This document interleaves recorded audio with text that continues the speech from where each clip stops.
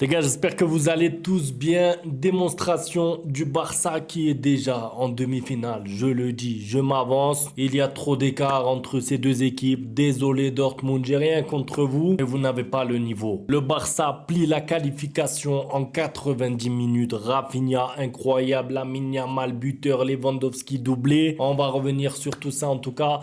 Quelle semaine agréable de Ligue des Champions. Non, je sais pas pour vous, mais hier, le Real s'est fait tabasser. Et aujourd'hui, c'est le Barça qui écrase Dortmund. Ça fait plaisir. La Ligue des Champions avance très bien. Je vous avais dit, Rafinha, je savais qu'il allait nous sortir un gros match. En tout cas, je savais qu'il allait être décisif. Buteur, double passeur, généreux dans les efforts. Incroyable, je suis très content pour lui. Ce match va lui faire beaucoup de bien. Niveau composition, c'était du classique et je suis tellement content quand j'ai vu l'entame de match du Barça. C'était presque ma seule crainte. Je vais pas vous mentir, j'étais très confiant à l'idée de jouer contre Dortmund, mais j'avais une petite crainte, c'était l'entame de match. Je me disais attention, mais finalement, ça a été l'inverse de ce qu'on voit normalement avec ce Barça parce que sur les 10 premières minutes, le Barça aurait pu mettre 2 buts. Il y a une virgule de l'insolent, Lamine Yamal. Franchement, Lamine Yamal, il respecte personne. Des dribbles, des passes, des crochets, des virgules maintenant.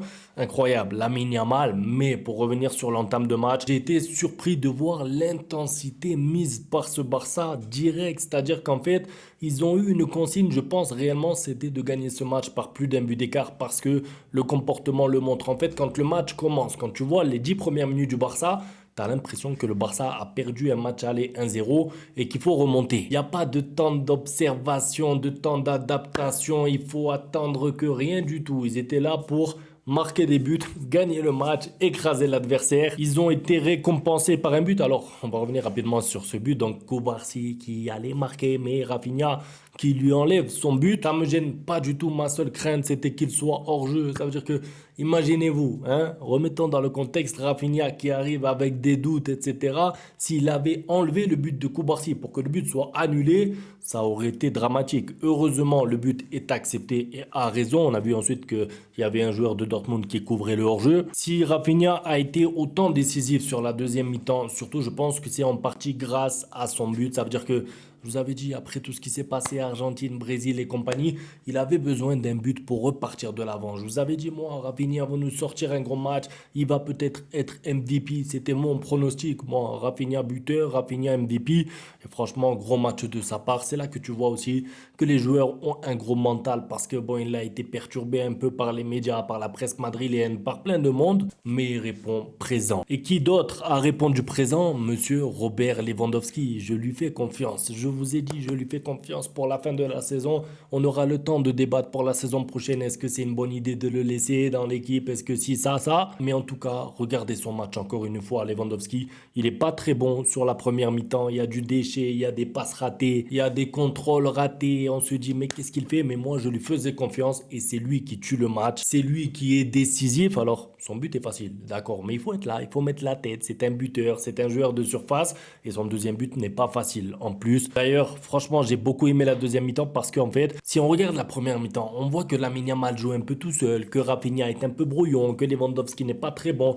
Et c'est vrai que le collectif du Barça est fort, que le milieu, que De Jong, que Pedri, que tous ces joueurs-là sont forts. Mais si tu veux marquer des buts, il faut faire les gestes justes, on est d'accord. Et sur la première mi-temps, Lamine Yamal était un peu trop égoïste, Rafinha était trop brouillon, ça allait pas. Sur la deuxième mi-temps, si vous regardez les buts, ça se cherche, ça se trouve, ça fait des passes. Parce que c'est ça la force du Barça cette année, c'est de pouvoir se chercher, se trouver. Lamine Yamal pour Rafinha, Rafinha pour Lewandowski, la tête de Rafinha pour Lewandowski, la passe incroyable de Rafinha pour Lamine Yamal. D'ailleurs, la finition elle est incroyable, hein. La finition de Lamine Yamal, je ne sais pas si vous l'avez vu, si vous avez pris votre temps pour bien observer. Le calme, le sang-froid, c'est ce qu'on lui demande à Lamine Yamal. On dit de temps en temps il manque de sang-froid. Contrôle parfait, il voit le défenseur arriver, hop, petit pointu, petit filet, même le gardien. En fait, le gardien, il ne peut pas plonger parce que lui-même ne s'attend pas à un geste comme ça. Même moi, devant ma télé, je me dis, Lamine Yamal, il va tirer du droit. Il va peut-être essayer de faire un dribble parce qu'on connaît Lamine Yamal, il est capable de faire un crochet, de revenir en arrière. Il est insolent. Je vous ai dit Lamine Yamal, mais non. Il nous sort un nouveau geste dans sa panoplie. C'est-à-dire que extérieur du pied, il maîtrise. Plat du pied enroulé, il maîtrise. Et maintenant, petit pointu, match fini 4-0. C'est là aussi que tu vois qu'il va progresser Lamine Yamal dans la finition.